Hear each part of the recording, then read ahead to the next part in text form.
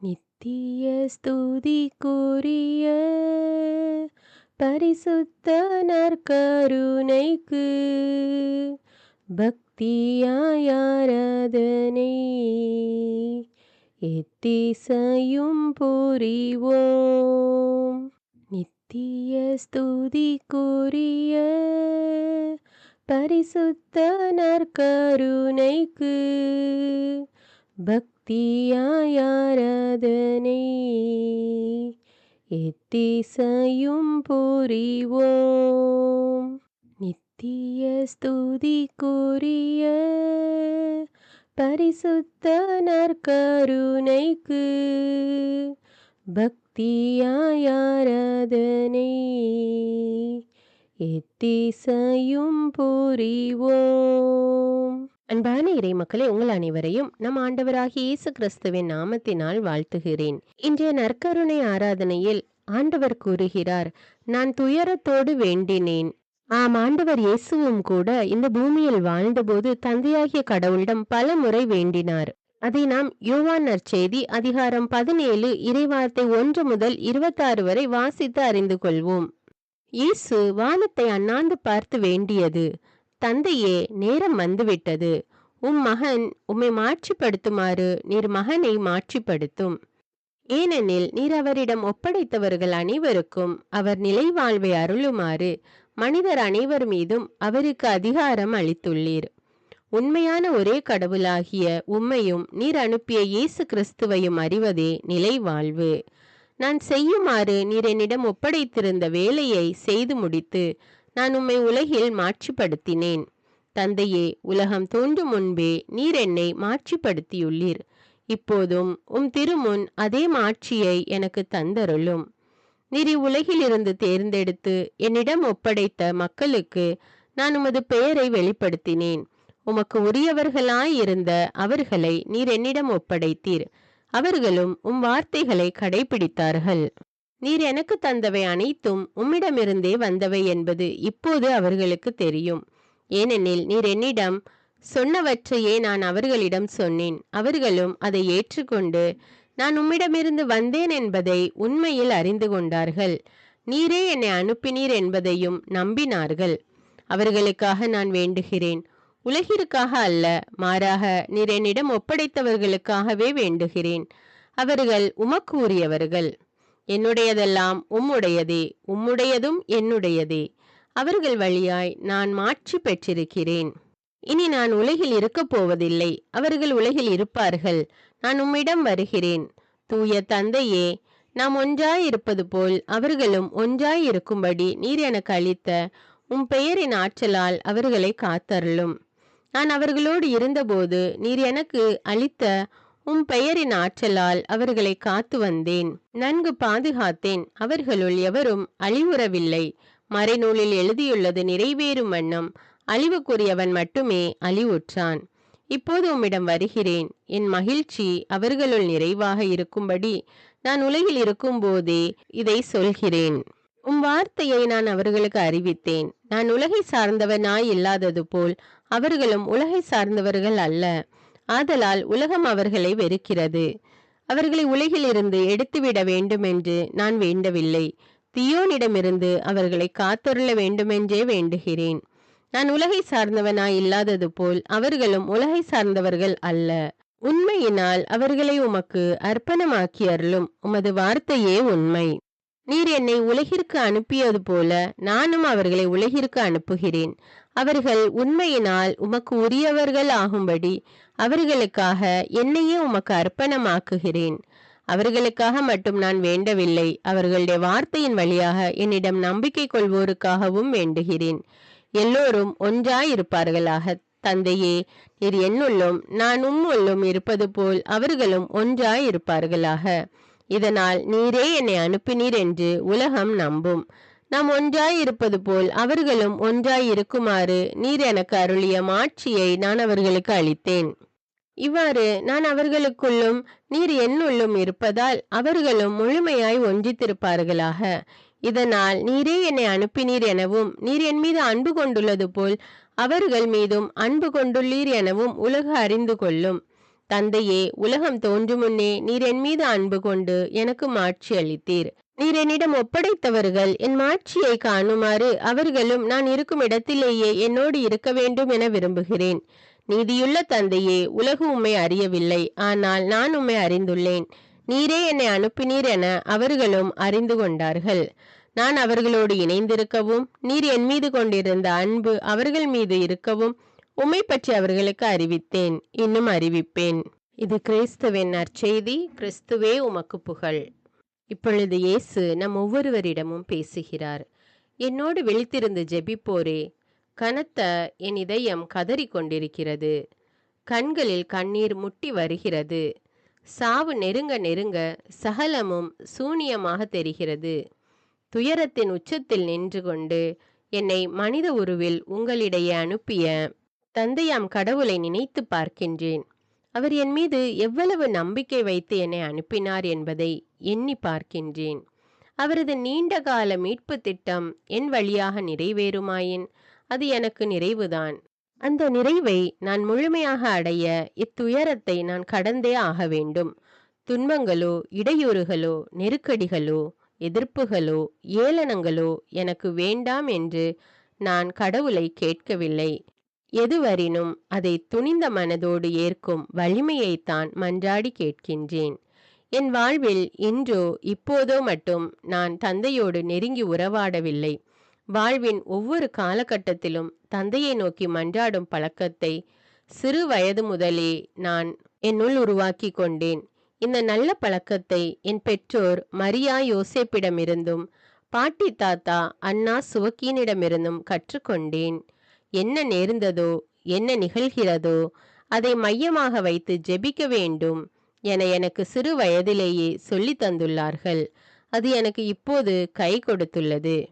விடுதலை பயண வரலாற்றில் இஸ்ரேல் மக்களின் தலைவராக விளங்கிய மோசே ஜெபத்தை கையாண்டுள்ள விதம் என்னை வெகுவாக ஈர்த்தது. எதிரிகளிடமிருந்து தன்னிடம் ஒப்படைக்கப்பட்ட மக்களை தப்புவிக்க அவர் மேற்கொண்ட மகாயுக்தி கடவுளோடு வேண்டியதுதான். ஒரு சமயத்தில் இந்த இனம் உமது மக்கள் என்பதை கருத்தில் கொள்ளும் என்று கடவுளின் கனிவிரக்கத்தை நினைவூட்டுவதோடு, நீரே எம்மை கைவிட்டால் பிற மக்கள் என்ன சொல்வார்கள் என கடவுளிடமே கேள்வி கேட்டு தம் மக்களை காத்திட மன்றாடினார். இந்த விடுதலை வரலாற்றை படித்துள்ள நான் ஜெபத்தின் முக்கியத்துவத்தை பெரிதும் புரிந்துள்ளேன். விசுவாசத்தின் தந்தை என பெருமையாக அழைக்கப்படும் அப்ரஹாம் தம் மக்களுக்காக பரிந்து பேசியதாலே அவர் இறைவாக்கினர் என அழைக்கப்பட்டதையும் நான் அறிவேன். கடவுளின் சார்பாக குரல் எழுப்பிய ஒவ்வொரு இறைவாக்கினர்களுமே தாங்கள் ஜெபிக்கும் மனிதர்களாய் இருந்துள்ளனர் என்பதை உணர்ந்துள்ளேன். எலியா, சாமுவேல், ஆமோஸ், எசாயா, எரேமியா, எசேக்கியேல் என எல்லா இறைவாக்கினர்களுமே மக்களுக்காக பரிந்து பேசுபவராக இருந்தனர் என மறைநூல்கள் சொல்கின்றன. எஸ்ராவும் நெகேமியாவும் தமக்காகவும் தன் மக்களுக்காகவும் ஒரே நேரத்தில் ஜெபித்தனர் என்பதையும் வாசித்துள்ளேன். அதுபோல மக்கபேயர்கள் ஜெபிக்காமல் என்றுமே போரிட சென்றதில்லை என்றும் அறிந்துள்ளேன். என் நண்பர்களே, நாம் கேட்கின்ற நல்ல விஷயங்களையும் படிக்கின்ற நல்ல சிந்தனைகளையும் வாழ்வில் வெளிப்படுத்துவதுதானே முறையானது. நான் என் குடும்பத்திலிருந்து அறிந்து கொண்டவை, கற்றதிலிருந்து உணர்ந்து கொண்டவை, அனுபவத்திலிருந்து புரிந்து கொண்டவை எல்லாம் ஒன்றே ஒன்றுதான். வாழ்வின் எந்த சூழ்நிலையிலும் ஜெபிக்க வேண்டும் என்பதே அது. ஜெபித்து செயல்படும் போது என் தந்தையே அதனில் செயல்படுகின்றார் என்பதே என் யதார்த்தமான எண்ணம். எனவேதான் என் வாழ்வின் ஒவ்வொரு நிகழ்வுகளிலும் நான் ஜெபிக்கும் வழக்கத்தை கொண்டிருந்தேன். ஜெபமின்றி செயல்பட்டதாக என்னால் எதுவுமே சொல்ல முடியாது. என்னோடு ஜெபிப்போரே, சிறு வயதிலேயே நான் என் தந்தையை இழந்தேன். ஏறக்குறைய எனது 30 வயது வரை அம்மாவும் நானும் கஷ்டப்பட்டு உழைத்து வந்தோம். அதன் பிறகே முழு மூச்சுடன் மக்கள் பணியில் என்னை ஈடுபடுத்தினேன். எனது பணி வாழ்வுக்கான தயாரிப்பின் அடையாளமாக யோர்தான் நதிக்கரை சென்று திருமுழுக்கு பெற்றேன். அந்த திருமுழுக்கின் வழியாக நான் தொடர்ந்தாற்றப் போகும் பணிகள் எல்லாவற்றையும் தந்தை கடவுளிடம் ஒப்பு கொடுத்தேன். ஆனாலும் கடினமாக நான் பணி களத்திலேயே குதிக்கவில்லை. ஆனாலும் உடனடியாக நான் பணித்திட்ட தயாரிப்பு தேவை என உணர்ந்தேன். அதன் விளைவே எனது 40 நாள் பாலைவன அனுபவம். அதுவும் என்னுள் குடிவாழ்ந்த தூய ஆவியாரின் தூண்டுதலே. நான் மேற்கொண்ட பாலைவன அனுபவம் எனக்குள்ளே பலவித தெளிவுகளை தந்தது. திறனான மன உறுதி பெற்றேன். கடவுளோடு நெருங்க நெருங்க சாத்தானும் நம்மை நெருக்கும். ஆம், நானும் சோதிக்கப்பட்டேன். கடவுள் துணையாலே வென்றேன். இந்த நிகழ்வுக்கு பின் என் பணி வாழ்வின் ஒவ்வொரு செயல்பாட்டிலும் ஜெபித்த பிறகே செயல்படும் மனப்பாங்கை என்னில் உறுதிப்படுத்தி கொண்டேன். தனித்து நின்று செயல்படுவது சில வேளைகளில் நம்மை தனி மனிதத்திற்கு உரியவராக மாற்றிவிடும். அது மட்டுமல்ல, ஒருங்கிணைந்த கூட்டு செயல்பாட்டு முறையை கடவுள் பெரிதும் விரும்புகின்றார். எனவேதான் இறையாட்சி பணியை தொடரும் முன் சாமானிய நிலையில் இருந்தவர்களில் 12 பேரை எனது சீடர்களாக தேர்ந்தேன்.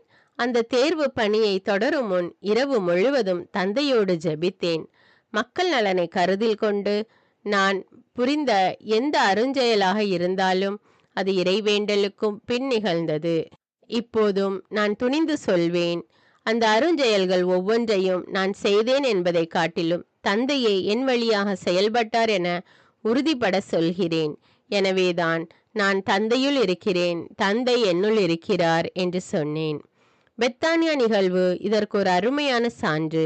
பெற்றோரை இழந்து ஆதரவற்ற நிலையில் இருந்த லாசர், மரியா, மார்த்தா குடும்பம் என்னோடு மிக நெருக்கமாக இருந்தனர்.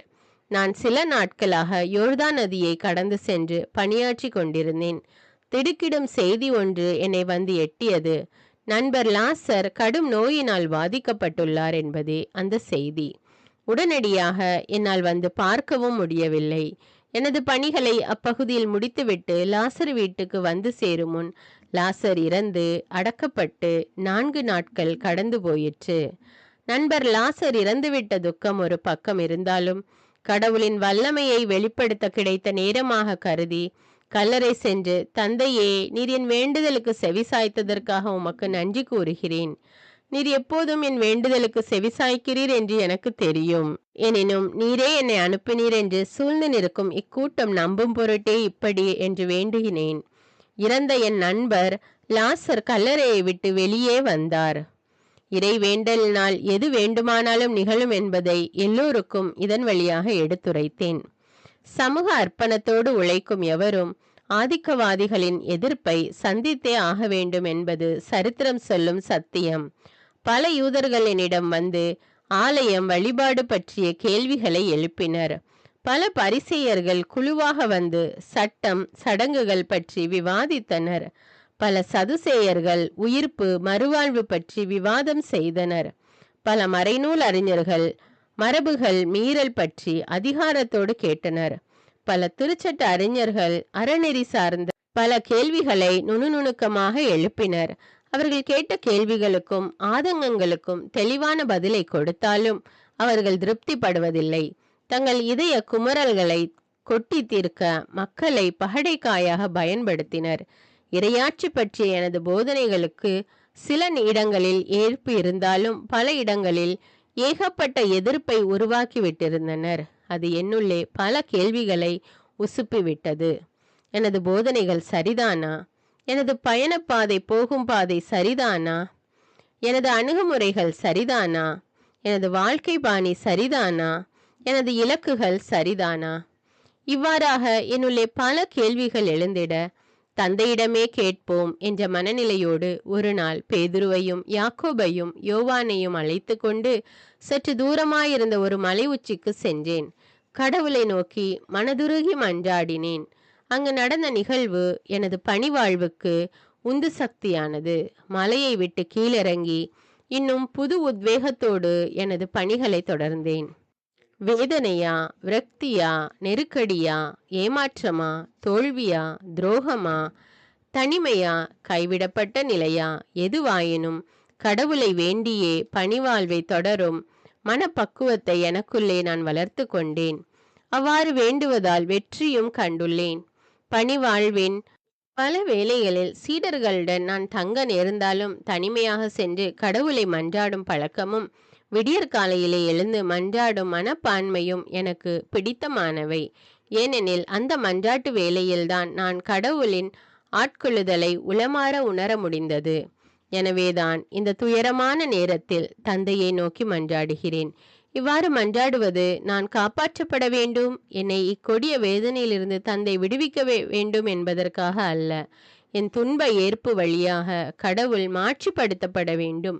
தந்தைக்கும் எனக்கும் இடையே உள்ள ஒன்றிப்பு மனநிலை எல்லோருக்குள்ளும் உருவாக வேண்டும் என்பதற்காகவே இந்த இறுதி நிமிடங்களில் என்னை, எனது பணி வாழ்வை, நான் மேற்கொண்ட எல்லா முயற்சிகளை தந்தையிடம் ஒப்படைப்பது எனது கடமை என கண்டேன்.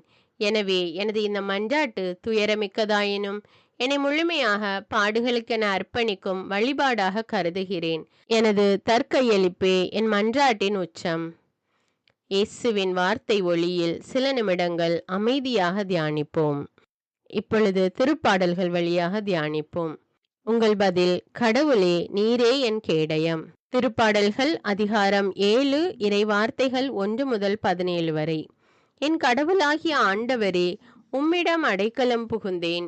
என்னை துரத்துவோர் அனைவரிடமிருந்தும் என்னை காப்பாற்றி தப்புவியும். இல்லையெனில் என் எதிரிகள் சிங்கம் போல என்னை பீறி கிழித்து போடுவார்கள். விடுவிப்போர் எவரும் இரார். பல்லவி: கடவுளே, நீரே என் கேடயம். உன் கடவுளாகிய ஆண்டவரே, நான் இவற்றை செய்திருந்தால், என் கை தவறிழைத்திருந்தால், என்னோடு நல்லுறவு கொண்டிருந்தவனுக்கு நான் தீங்கிழைத்திருந்தால், என் பகைவனை காரணமின்றி காட்டி கொடுத்திருந்தால், எதிரி என்னை துரத்தி பிடிக்கட்டும், என்னை தரையில் தள்ளி மிதித்து நசுக்கட்டும், என் பெருமையை புழுதியில் புதைக்கட்டும். பல்லவி: கடவுளே, நீரே என் கேடயம். ஆண்டவரே, சினங்கொண்டு எழுந்தருளும். என் பகைவரின் சீற்றத்தை அடக்கவாரும். எனக்காக விழித்தெழும், ஏனெனில் நீதியை நிலைநாட்டுபவர் நீர் ஒருவரே. பல்லவி: கடவுளே, நீரே என் கேடயம். எல்லா இனத்தாரும் ஒன்று கூடி உம்மை சூழ செய்யும். அவர்கள் மீது உயரத்து நின்று ஆட்சி செலுத்தும். ஆண்டவரே, நீரே மக்களினத்தார் அனைவருக்கும் நீதி வழங்குபவர். ஆண்டவரே, என் நேர்மைக்கும் வாய்மைக்கும் ஏற்ப எனக்கு தீர்ப்பளியும். பல்லவி: கடவுளே, நீரே என் கேடயம். பொல்லாரின் தீமையை முடிவுக்கு கொண்டு வாரும். நல்லாரை நிலைநிறுத்தும். நீர் எண்ணங்களையும் விருப்பங்களையும் கண்டறிபவர். நீதி அருளும் கடவுள். கடவுளே, என் கேடயம். நேரிய உளத்தோரை அவர் விடுவிப்பார். பல்லவி: கடவுளே, நீரே என் கேடயம். கடவுள் நடுநிலை தவறாத நீதிபதி. நாள்தோறும் அநீதியை பொறுத்து கொள்ளாத இறைவன். பொல்லார் மனமாற்றம் அடையாவிடில் அவர் தம் வாளை கூர்மையாக்குவார். வில்லை நாணேற்றி ஆயத்தம் செய்வார். கொலை கருவிகளை ஆயத்தமாக்குவார். அம்புகளை அனல் பறக்கும்படி எய்வார். பல்லவி: கடவுளே, நீரே என் கேடயம். ஏனெனில் பொல்லார் கொடுமையை கருக்கொள்கின்றனர். அவர்கள் தீவினையை கருத்தாங்கி பொய்மையையும் பெற்றெடுக்கின்றனர். அவர்கள் குழியை வெட்டி ஆழமாக தோண்டுகின்றனர். அவர்கள் வெட்டிய குழியில் அவர்களே விழுகின்றனர். பல்லவி: கடவுளே, நீரே என் கேடயம். அவர்கள் செய்த கேடு அவர்கள் தலைக்கே திரும்பும். அவர்கள் செய்த கொடுமை அவர்கள் உச்சந்தலையிலேயே விழும். ஆண்டவர் வழங்கிய நீதிக்காக அவருக்கு நன்றி கூறுவேன். உன்னதரான ஆண்டவரின் பெயரை போற்றி பாடுவேன். பல்லவி: கடவுளே, நீரே என் கேடயம். எனது பதில்: உலக மாந்தரெல்லாம் ஒன்றித்து வாழ ஆசைப்பட்ட இயேசுவே, துயரமான நேரத்தில் ஜபத்தையும் அந்த ஜபத்தின் உட்கூறுகளையும் தியானித்து எனது மனதை உம்மிடமே ஒப்பு கொடுக்கின்றேன். சிறு வயது முதலே நீரும் பெற்றோரிடமிருந்து கற்றுக்கொண்டு ஜெபிக்கும் பழக்கத்தை இறுதி மூச்சு வரையிலும் தொடர்ந்தீர் என்ற உண்மையை உணர்ந்து கொண்டேன். தனி ஜபம், குழு ஜபம், இயற்கையோடு இணைந்த ஜபம் என பல்வேறு நிலைகளில் ஜபத்தை நீர் கையாண்டீர். ஜெபிக்காத மனிதன் வேறில்லாத மரத்திற்கு சமம் என்ற திருத்தந்தை 12ஆம் பயஸ் அவர்களின் வாக்கை இந்நேரம் நினைவு கூறுகின்றேன். உமது பணி வாழ்விற்கு ஜபமே அடித்தளமாக அமைந்திருந்தது என உளமாற நம்புகிறேன். துன்பத்திலும் ஜெபித்த இயேசுவே, சாவு உம்மை சூழும் நேரத்திலும் நீர் பொதுநல உணர்வோடு ஜெபித்து ஒப்புயர்வற்ற பண்பை நினைத்து பெருமிதம் கொள்கிறேன். உலகம் கடவுளை புரிந்து கொள்ள வேண்டும். கடவுள் ஆட்சியை ஏற்க வேண்டும். கடவுளுக்கேற்ப வாழ வேண்டும். உயர்வு தாழ்வு நீங்கி சமத்துவ நிலை கொண்டு ஒன்றித்து உயர வேண்டும் என்பதே உமது கனவாக இருந்தது. அந்த இறுதி நேரத்திலும் மாந்தர் தீமைக்கு தீய சக்திகளுக்கும் அடிமைப்பட்டு விடக்கூடாது என மனதார நினைத்து ஜெபித்தீர். மக்கள் ஒவ்வொருவரும் உண்மையினால் இயக்கப்பட வேண்டும், நம்பிக்கையில் குன்றாது ஒளிர வேண்டும், நீதியில் நிலை பெற வேண்டும், அன்பு சமூகமாக வாழ வேண்டும் என உளமாற வேண்டினீர். உண்மையான இறைவேண்டலுக்கு உமது இறுதி ஜெபம் ஓர் எடுத்துக்காட்டாக பார்க்கிறேன். எப்படி ஜெபிக்க வேண்டும் என கற்றுத்தந்த இயேசுவே, உமது பணிக்காலத்தில் நீர் தனிமையாக மலையுச்சிக்கு சென்று ஜெபித்த நேரங்கள் பல உண்டு. இது தந்தையோடு நீர் கொண்டிருந்த அன்புறவை மட்டும் வெளிப்படுத்துவது அல்ல, சீடர்களும் இவ்வாறு ஜெபித்து பழக வேண்டும் என்ற படிப்பினையை கொடுப்பதற்காகவே என புரிகிறேன். அவ்வாறே என் ஜெப வாழ்வு வெறுமனே கண்மூடித்தனமாக சொற்களை உச்சரித்து போகும் பிதற்று நிலையை கடந்து உள்ளத்தின் ஆழத்திலிருந்து வெளிப்படுவதாகவும் அதனை செயலாக்கம் செய்வதாகவும் அமைய ஆசிக்கின்றேன். ஏனெனில் எமர்சன் என்ற ஒரு நற்செய்தியாளர், உள்ளம் ஒன்றி ஜெபிக்கும் எந்த மனிதனும் ஏதேனும் ஒரு புதிய விஷயத்தை கற்க தவறுவதில்லை என மிக அருமையாக சொல்லி இருப்பதை அறிந்துள்ளேன். சுமை தாங்கியான இயேசுவே, என் வாழ்வு சுமை எல்லாமே இந்நேரம் உம்மிடம் ஒப்புக் கொடுக்கின்றேன். நான் உட்கொள்ள வேண்டிய அன்றாட உணவும், பிறரை அவரது இயல்பு நிலைக்கேற்ப ஏற்கின்ற உள்ள துணிவும், மன்னிக்கின்ற மனப்பாங்கும் எனது இன்றியமையா தேவைகளாக கருதுகின்றேன். ஒவ்வொரு பொழுதும் நான் சாப்பிட அமரும் போது அந்த உணவை விளைச்சலாக்க உழைத்த உழைப்பாளியை, அதனை விலை கொடுத்து வாங்க உழைத்தவரை, அவ்வுணவை சுவைபட சமைத்தவரை நன்றியோடு நினைவு கூறுகிறேன். இத்தகு உணவு கிடைக்காமல் பட்டினியாய் வாடுவோரை நினைக்கவும், பதுக்காமல் பகிர்ந்து வாழவும் பக்குவமாக நீர் சொல்லி தந்துள்ள பாடத்தை செயலாக்குவேன். வல்லமை மிக்க ஜபத்தில் மன்னிப்பு பண்பை மையப்படுத்தி இயேசுவே, அருமையான உமது ஜபத்தில் மிக கடினமான ஒரு செயல்பாட்டை நிபந்தனையுடன் கொடுத்திருக்கிறீர். எங்களுக்கு எதிராக குற்றம் செய்தோரை நாங்கள் மன்னித்துள்ளது போல எங்கள் குற்றங்களை மன்னியும் என அழகாக கையாண்டுள்ளீர். மன்னியாமல் செய்யும் ஜபம் கடவுளால் கேட்கப்படாது. நான் பிறரது குற்ற குறைகளை மன்னித்தால்தான் கடவுள் எனது தவறுகளை மன்னிப்பார் என புரிவதோடு பிறரை மனதார மன்னித்து நட்புறவோடு வாழ முயற்சிப்பேன். எனது வாழ்வில் பல சோதனைகள், அவை களிப்பாக, போதையாக, பாலுணர்வாக, பணமாக, ஆடம்பர வாழ்வாக, உயர் பதவியாக, செல்வாக்காக வந்து சேரும்போது மதிமயங்கா விழிப்புணர்வு எனக்கு தேவையாயிருக்கிறது. சோதனைகளை சந்திக்கும் முன் சோதனை சூழலை நான் தவிர்த்து வாழ நான் முயல கடமைப்பட்டிருக்கிறேன். நல்ல இயேசுவே, உமது ஜபம் ஒருவித உள்நோக்கிய பயணமாக இருந்தது. அதுவே உள்ளிருந்த கடவுளை காண செய்தது. எனவேதான் கடவுளின் கண்களால் சமூகத்தை பார்க்க முடிந்தது. அப்படி நானும் கடவுளின் கண்களால் இச்சமூகத்தை கவனமாக உற்று நோக்கி அவரது கருவியாக பணியாற்றும் பேற்றினை பெறுவேனாக. இதுவே என் ஏக்கம், என் வேண்டல். இப்பொழுது நம்முடைய மன்றாட்டுகளுக்காக ஜெபிப்போம். ஜபத்தை செயலாக்கும் வரம் தாரும் இயேசுவே. உங்கள் பதில்: ஜபத்தை செயலாக்கும் வரம் தாரும் இயேசுவே. ஏழை எளியவர்களை நினைத்து ஜெபிக்கும் ஜபத்தை செயலாக்கும் வரம் தாரும் இயேசுவே. நோயாளர்களை நினைத்து ஜெபிக்கும் ஜபத்தை செயலாக்கும் வரம் தாரும் இயேசுவே. சிறையில் வாடுவோரை நினைத்து ஜெபிக்கும் ஜபத்தை செயலாக்கும் வரம் தாரும் இயேசுவே. அகதி முகாம்களில் அல்லலுறுவோரை நினைத்து ஜெபிக்கும் ஜபத்தை செயலாக்கும் வரம் தாரும் இயேசுவே. இயற்கை சீற்றங்களால் பாதிக்கப்பட்டோரை நினைத்து ஜெபிக்கும் ஜபத்தை செயலாக்கும் வரம் தாரும் இயேசுவே. போதை பழக்கத்தில் உழன்றோரை நினைத்து ஜெபிக்கும் ஜபத்தை செயலாக்கும் வரம் தாரும் இயேசுவே. பாலுணர்வின் பிடியில் தவிப்போரை நினைத்து ஜெபிக்கும் ஜபத்தை செயலாக்கும் வரம் தாரும் இயேசுவே. வெயில், மழை, பனி என நனைந்து உழைப்போரை நினைத்து ஜெபிக்கும் ஜபத்தை செயலாக்கும் வரம் தாரும் இயேசுவே. தேர்வுக்காக தயாரிப்போரை நினைத்து ஜெபிக்கும் ஜபத்தை செயலாக்கும் வரம் தாரும் இயேசுவே. வீடு கட்டுவோரை நினைத்து ஜெபிக்கும் ஜபத்தை செயலாக்கும் வரம் தாரும் இயேசுவே. தொண்டுள்ளம் கொண்டோரை நினைத்து ஜெபிக்கும் ஜபத்தை செயலாக்கும் வரம் தாரும் இயேசுவே. நாட்டு தலைவர்களை நினைத்து ஜெபிக்கும் ஜபத்தை செயலாக்கும் வரம் தாரும் இயேசுவே. நல்ல விளைச்சலை நினைத்து ஜெபிக்கும் ஜபத்தை செயலாக்கும் வரம் தாரும் இயேசுவே. குழந்தை வரம் வேண்டுவோரை நினைத்து ஜெபிக்கும் ஜபத்தை செயலாக்கும் வரம் தாரும் இயேசுவே. பயணிகளை நினைத்து ஜெபிக்கும் ஜபத்தை செயலாக்கும் வரம் தாரும் இயேசுவே. ஓட்டுநர்களை வழிகாட்டிகளை நினைத்து ஜெபிக்கும் ஜெபத்தை செயலாக்கும் வரம் தாரும் இயேசுவே. நீதிக்கான போராட்டங்களில் ஈடுபடுவோரை நினைத்து ஜெபிக்கும் ஜெபத்தை செயலாக்கும் வரம் தாரும் இயேசுவே. நிறை அமைதி ஏற்படுத்த முனைவோரை நினைத்து ஜெபிக்கும் ஜெபத்தை செயலாக்கும் வரம் தாரும் இயேசுவே.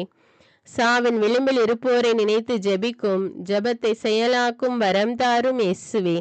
உண்மையோடு நன்மைக்காக உழைப்போரை நினைத்து ஜெபிக்கும் ஜெபத்தை செயலாக்கும் வரம் தாரும் இயேசுவே. கடைசி ஜெபம். வாழ்வையும் பணிகளையும் ஜெபமாக்கிய இயேசுவே, உமது ஜெபம் தன்மையே சிந்தனை கடந்து பொதுநல பார்வை உடையதாக விளங்கியதை பார்க்கிறோம். எங்கள் ஜெபங்கள் ஒவ்வொன்றும் பொதுமை பண்பு மிக்கதாக அமைந்திட ஆசீர் தாரும். அது மட்டுமல்லாமல் எதற்காக நாங்கள் உம்மை வேண்டுகின்றோமோ அதற்காக நாங்களும் ஒன்றித்த மனநிலையோடு திட்டமிட்டு உழைக்கும் உயர் பண்பை எமக்கு உயர்வரமாக தாரும். ஆமேன். நித்திய ஸ்துதிக்குரிய பரிசுத்த நற்கருணைக்கு பக்தியாய் ஆராதனை எத்திசையும் புரிவோம். நித்திய ஸ்துதிக்குரிய பரிசுத்த நற்கருணைக்கு பக்தியாய் ஆராதனை எத்திசையும் புரிவோம். நித்திய ஸ்துதிக்குரிய பரிசுத்த நற்கருணைக்கு பக்தியாய் ஆராதனை எத்திசையும் புரிவோம்.